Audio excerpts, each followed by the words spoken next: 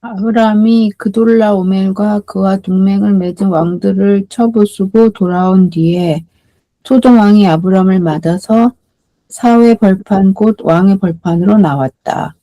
그때 살렘 왕 멜기세덱은 빵과 포도주를 가지고 나왔다. 그는 가장 높으신 하나님의 제사장이다. 그분은 아브라함에게 복을 빌어 주었다. 천지의 주제, 가장 높으신 하나님, 아브라함에게 복을 내려 주십시오. 아브라함은 들으시오. 그대는 원수들을 그대의 손에 넘겨주신 가장 높으신 하나님을 찬양하시오. 아브라함은 가지고 있는 모든 것에서 열의 하나를 멜기세덱에게 주었다. 소돔 왕이 아브라함에게 말하였다. 사람들은 나에게 돌려주시고 물건은 그대가 가지시오. 아브라함이 소돔 왕에게 말하였다. 하늘과 땅을 지으신 가장 높으신 주 하나님께 나의 손을 들어서 맹세합니다. 그대의 것은 시로라기 하나나 신발끈 하나라도 가지지 않겠습니다. 그러므로 그대는 그대 덕분에 아브라함이 부자가 되었다고는 절대로 말할 수 없을 것입니다. 나는 아무것도 가지지 않겠습니다. 다만 젊은이들이 먹은 것과 나와 함께 싸우러 나간 사람들 곧 아넬과 에스골과 마므레에게로 돌아갈 몫만은 따로 내놓아서 그들이 저마다 제 몫을 가질 수 있게 하시기 바랍니다. 오늘 그 설교의 제목이 승리의 영광을 누구에게 돌릴 것인가 라는 그런 제목입니다. 우리가 지난주에 이 본문을 가지고 성경 공부를 했기 때문에 내용은 어느 정도 이제 알고 계시리라고 생각합니다. 그때 나누었던 부분들을 가운데 한 부분을 우리가 오늘 집중적으로 함께 묵상해 보려고 합니다. 한 주간도 별탈 없이 잘 지내셨는지 모르겠습니다. 저는 뭐 큰 탈 없이 잘 지냈습니다. 그런데 누구나 이번 주는 큰 탈이 없었지만 또 지나다 보면은 살다 보면은 탈이 생깁니다. 그런데 가장 큰 탈은 언제 생길까요? 우리는 흔히 우리가 고난의 골짜기를 지날 때가 가장 위험하고 그래서 큰 탈이 생길 거라고 생각하지만 영적으로 볼 때 가장 큰 탈, 가장 큰 위험은 우리가 성공의 정점에 이르렀을 때 찾아온다라고 말할 수 있을 것 같습니다.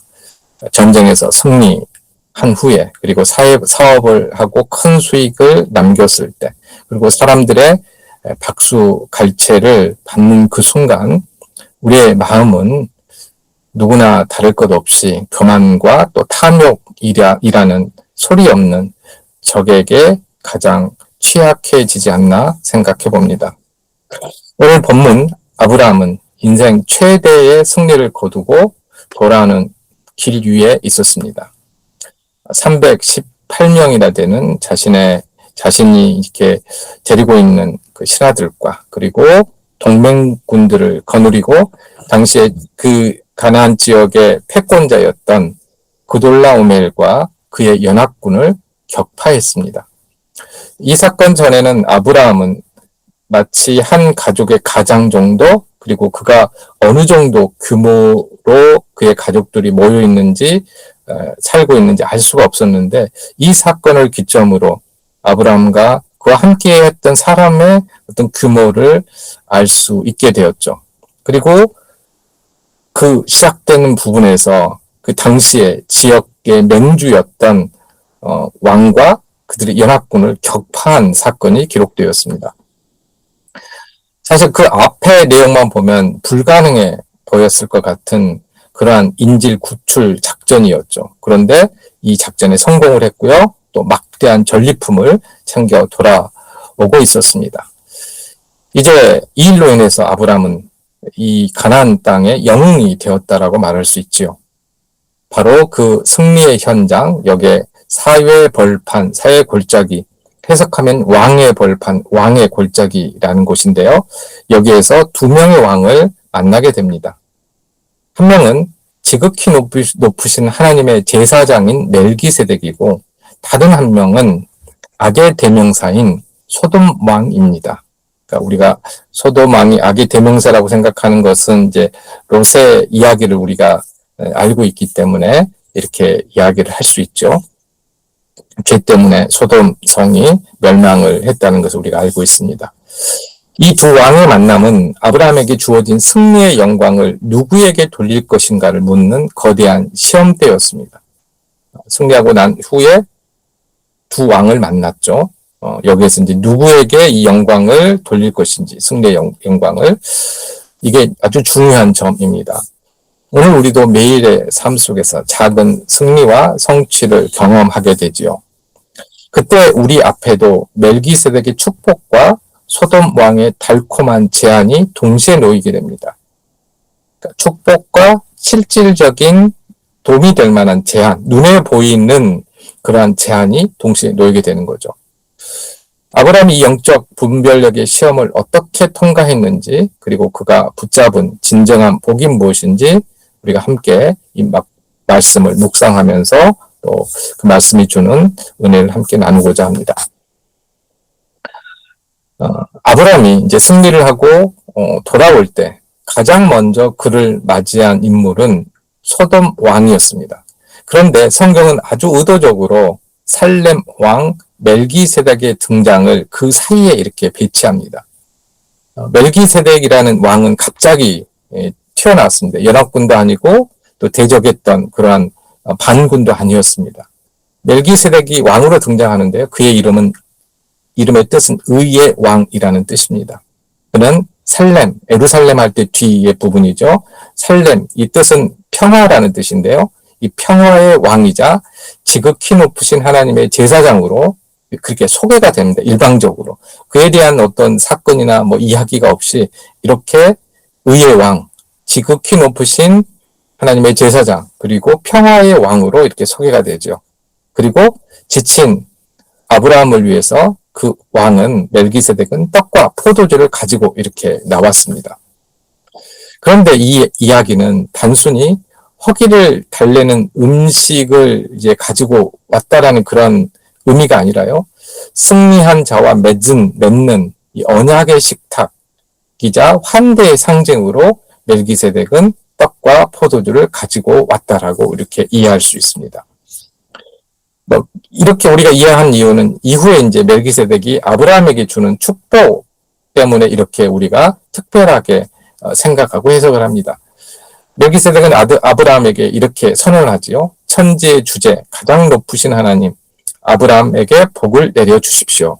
아브라함은 들으시오. 그대는 원수들을 그대의 손에 넘겨주신 가장 높으신 하나님을 찬양하시오. 19절, 20절 말씀입니다. 여기서 멜기세덱은 하나님에 대해서 아주 특별한 그 칭호를 사용합니다.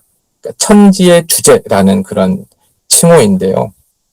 주석가들은 이 고백이 하나님을 천지의 주제라고 이렇게 고백하는 것이 아브라함이 거둔 승리의 주권이 아브라함의 군사력, 그러니까 318명의 자기 사람들과 또 동맹군, 이런 군사력이 아니라 온 세상을 소유하시고 통치하시는 하나님에게 있음을 확증하는 것이다 라고 설명을 합니다.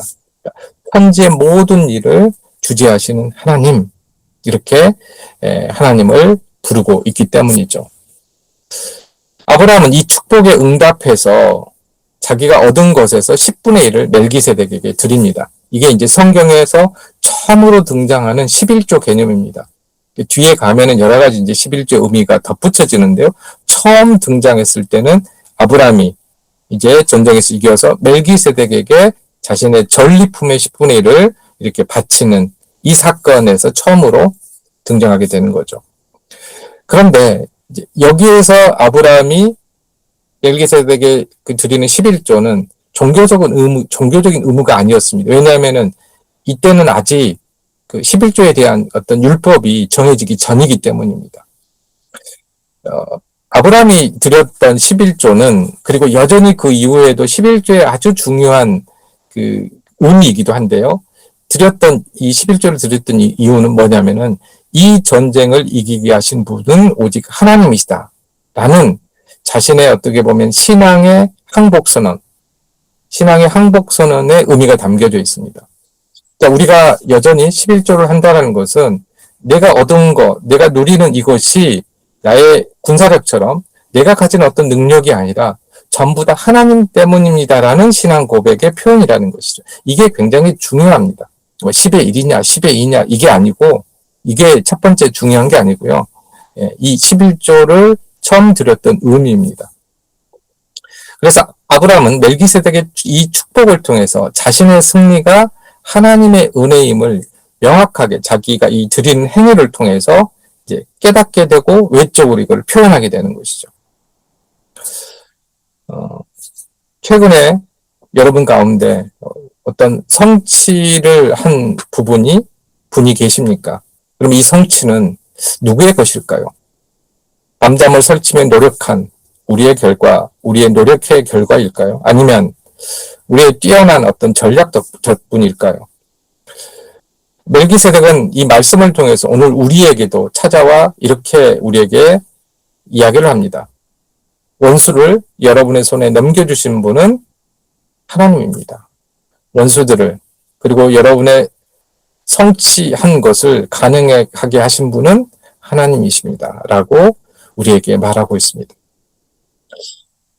우리가 하나님 앞에 11조를 드리고 예물을 드리는 행위의 본질은 바로 여기에 있습니다. 내가 가지고 있는 모든 것이 내 힘으로 얻은 것이 아니라 천지의 주제이신 하나님의 것입니다. 라고 고백하는 것입니다. 그러니까는 뭐 어떤 종교적인 의무를 다하거나 교회 형편을 봐서 내가 뭐 그 교회의 어떤 살림의 보탬이 되기 위해서 그런 게 아니라는 것이죠. 신앙 고백이라는 것입니다. 성공의 순간에 멜기세덱의 떡과 포도주, 즉 하나님의 위로와 또 하나님의 말씀을 우리는 먼저 대하게 됩니다. 그리고 오늘날도 하나님의 그 위로와 그 말씀을 우리가 먼저 대해야 합니다.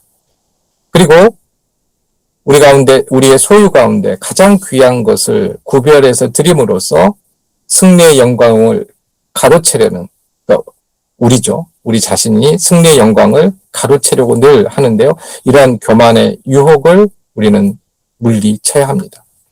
승리의 근원을 잊지 않는 사람만이 이 승리를 지속적인 복으로 누릴 수가 있습니다.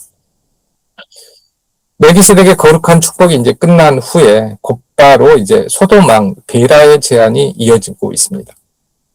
소돔왕은 아브라함에게 이렇게 말을 합니다. 21절 말씀인데요. 사람들은 나에게 돌려주시고 물건은 그대가 가지시오. 이 제안은 굉장히 합리적이고 아브라함을 배려하는 것처럼 보입니다. 그런데 당시의 전쟁 법에 따르면 승리한 아브라함이 사람과 물건 모두를 소유할 권리가 있습니다. 그런데 소돔 왕이 이야기하잖아요. 사람들은 나에게 돌려주고 물건은 그대가 가지시오.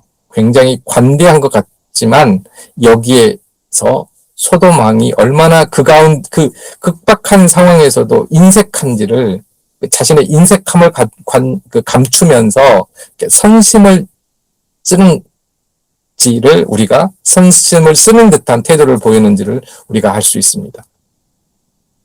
재물은 아브라함, 당신이 고생했으니까 내가 당신의 노고를 취하는 의미로 주겠습니다. 다 가져가십시오. 얼마나 이렇게 관대하고 그렇게 뭔가 마음이 넓은 사람처럼 보입니까? 하지만 이 가운데서 인색함이 있었다는 거죠. 원래 모든 몫은 뭐예요? 아브라함 거인데요. 당시의 전쟁의 관습법에 따르면. 그래서 이 제안 속에, 이 소돔왕의 제안 속에는 함정이 담겨져 있다는 것입니다. 특별히 치명적인 영적 함정이 여기에는 담겨져 있습니다. 소돔왕은 아브라함을 자신의 부채 아래에 두려고 했습니다. 그러니까 뭔가 빚졌다라는, 아브라함이 자신에게 빚졌다라는 그러한 마음을 갖게 하려고 했다는 것입니다. 만약 아브라함이 이 막대한 전리품을 수용한다면 아브라함은 소돔왕 덕분에 부자가 된 셈이 됩니다. 그렇게 소문이 나겠죠. 이것은 하나님만을 의지해야 할 언약의 백성이 세상의 부패한 권력과 경제적 결탁을 맺게 되는 아주 위험한 상황입니다. 그러니까 불의한 사람의 은혜로 의로운 사람이 부를 이루었다. 이렇게 되는 것이죠. 창세기 기자는 13장 13절에서 이미 소돔 사람의 악함을 경고한 바 있습니다. 소돔 왕의 제안은 그래서 아브라함의 노동에 대한 정당한 보상처럼 위장하고 있지만 실상은 아브라함의 거룩한 정체성을 세상의 물질적 이익과 맞바꾸려고 했던 사단의 고도한 전략이 여기에 숨겨져 있다는 것입니다. 그래서 아브라함은 이 순간에 멜기세덱이 보여준 하늘의 복, 이거는 지금 손에 잡히는 게 아니잖아요. 그렇죠? 나중에 자손을 통해서 땅을 통해서 이렇게 얻게 될 그 복이고요. 이 하늘의 복과 소돔 왕이 제시한 땅의 재물, 이 땅의 재물은 당장 눈에 보이는 거예요. 수용하면 내가 당장 가져갈 수 있는 거죠. 어떻게 보면 두 개의 축복 가운데 이제 결단해야 되는 순간에 직면하게 된 것입니다. 아브라함은. 우리 삶에 이 말씀을 적용해 보면요. 세상은 우리에게 끊임없이 딜을 제안합니다. 정직하지 않아도 좋으니까, 아니면 이번만은 괜찮으니까, 한 번은 괜찮을 거야. 이익을 취해봐. 아니면은 신앙생활은 적당히 하고 이번에 성공을 한번 해봐. 기회를 잡아봐. 이렇게 세상의 제안은 굉장히 달콤합니다. 이번 한 번만, 이런 마음들이, 유혹들이 우리의 마음을 흔들리게 하죠. 우리가 정당하게 노력해서 얻은 결과물처럼 보이기 때문에, 그래서 이런 제안들을, 마음속에 그 유혹들을 거절하기가 쉽지가 않습니다. 그러나 우리는 소돔 왕의 제안들을 조심해야 합니다. 그것은 우리를 부자로 만들어주는 것처럼 보이지만 실상은 우리의 영혼을 세상에 예속시키고 굴복시키고 하나님의 영광을 가리는 족쇄가 될 수 있습니다. 그러니까 세상 덕분에, 너의 능력 덕분에 성공했다라는 말을 듣는 순간 우리의 신앙은 힘을 잃게 됩니다. 성도는 세상이 주는 부스러기 보상에 목매는 사람이 아닙니다. 세상이 주는 보상이 하나님의 통치와 거룩함을 훼손한다면 우리는 단호하게 그 손길을 뿌리칠 수 있어야 합니다. 아브라함은 이런 소돔 왕의 제안에 대해서 초의 망설임도 없이 이제 거절하지요. 그는 먼저 아브라함은 이렇게 선언합니다. 하늘과 땅을 지으신 가장 높으신 주 하나님께 나의 손을 들어서 맹세합니다. 앞서 여기서 이제 이 부분에 주목할 점은 아브라함이 멜기세덱이 사용했던 하나님의 칭호, 호칭이 이제 가장 높으신 하나님, 이 이름을 똑같이 사용한다는 것이죠. 이것은 언약의 하나님이라는 그런 뜻을 가지고 있습니다.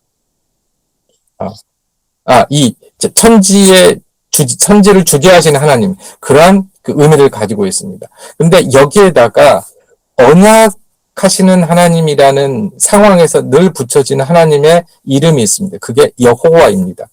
여호와. 그러니까 언약 관계를 맺으시는 하나님. 우리 그 새번역에서는 주라고 번역이 됐고요. 개역 개정에서는 여호와라고 이렇게 번역이 됐는데요. 이 두 개의 칭호를 모두 사용한다는 것입니다. 그러니까 아브라함이 멜기세덱에게 그러한 어떤 영적인 통찰을 자신의 신앙으로 완벽하게 소화하고 있음을 보여줍니다. 천지를 주재하시는 하나님, 또 자기의 백성을 택해서 그 백성과 언약하시는 하나님, 그 하나님 그대로를 받아들이고 있다는 것을 알 수 있죠. 그리고 아주 구체적으로 소돔 왕의 제안을 거절합니다. 23절 말씀인데요. 그대의 것은 실오라기 하나나 신발끈 하나라도 가지지 않겠습니다. 그러므로 그대는 그대 덕분에 아브라함이 부자가 되었다고 절대 말할 수 없을 것입니다. 여기서 실오라기, 신발끈, 여기서는 들매끈이라고 할 수 있는데, 신발끈이 뭐냐면은 신발이 벗겨지지 않도록 신발을 이렇게 감싸는 끈입니다. 옛날에는 이제 그런 끈이 있었는데요. 그러니까 가장 당시에는 가치 없는 물건들을 뜻합니다. 실 한 오라기, 여기에 신발끈이라는 그런 단어들은요. 따라서 이 대답은 아브라함이 소돔의 오염된 재물로부터 자신을 얼마나 철저하게 분리시키려고 했는지를 보여주고 있습니다. 아브라함은 자존심 때문에 거절한 게 아닙니다. 소돔 왕의 제안을. 그의 유일하신 관심은 누가 나를, 이 아브라함을 복되게 하였는가라는 이 질문에 대한 답을 하려고 했던 것입니다. 그 답은 오직 여호와 하나님이라는 것이죠. 소돔 왕이 아니라, 자신의 능력이 아니라. 그는 세상의 어떤 권력자도 자신이 받은 복에 대해서 생색내지 못하게 했습니다. 그게 거절의 가장 큰 이유입니다. 다만 그는 자신과 함께 생명을 걸고 싸운 동맹군들, 여기서 아넬, 또 에스골, 마므레라는 이름이 거론되고 있는데요. 이들의 몫을 챙겨주는 그러한 유연함과 공정함은 잃지 않았습니다. 아브라함의 거절은 자신에게는 엄격하되 타인에게는 관대한 진정한 신앙인의 어떤 기계를 보여주고 있습니다. 오늘날 우리에게 필요한 것이 바로 이 아브라함의 기계가 아닌가 생각됩니다. 그대 덕분에 아브라함이 부자가 되었다고 절대 말할 수 없을 것입니다. 이 한 문장이 오늘날도 우리의 삶을 다스려야 합니다. 우리가 성공했을 때 사람들이 저 사람은 역시 수단이 좋아, 운이 좋았어, 줄을 잘 잡았어, 아주 똑똑해, 이렇게 말하게 해서는 안 된다는 것이죠. 오직 저 사람은 하나님이 도우셨어 라는 고백이 나오도록 해야 된다는 것입니다. 이를 위해서는 때로는 눈앞에 확실한 이익을 포기해야 할 때가 있습니다. 아브라함처럼요. 소돔 왕의 그러한 제안을 거부했던 것처럼. 눈앞에 보이는 이익을 포기해야 할 때가 있습니다. 세상의 부스러기 하나에 우리의 신앙적인 자존심을 팔아서는 안 될 것입니다.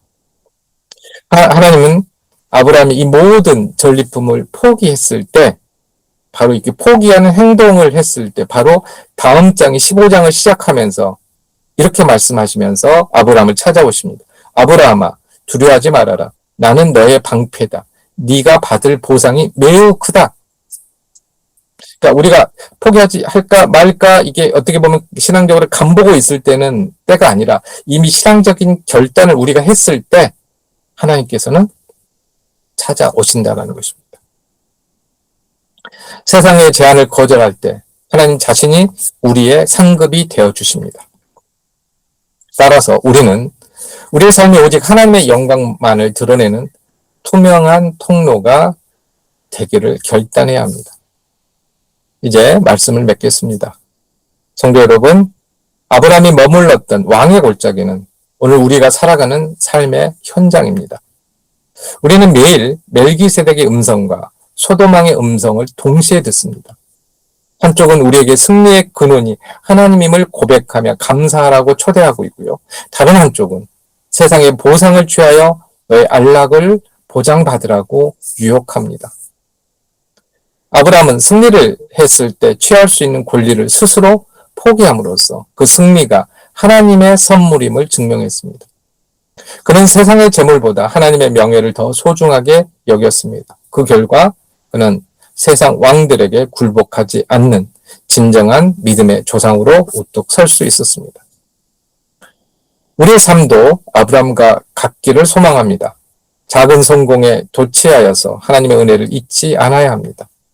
세상이 주는 달콤한 제안 앞에서 비굴하게 타협하지 않아야 합니다. 오히려 하나님 한 분만으로 충분합니다 라고 단호한 고백으로 세상의 유혹을 끊어내야 합니다.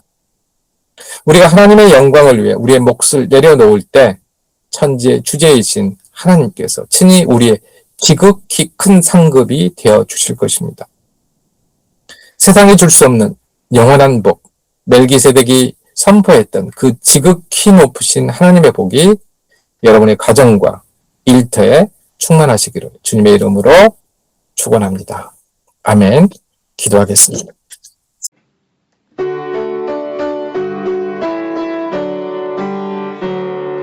주여 우리 축복하소서. 당신의 평화를 주소서. 우리 위에 주의 손으로 주여 잡아주소서. 어두운 세상에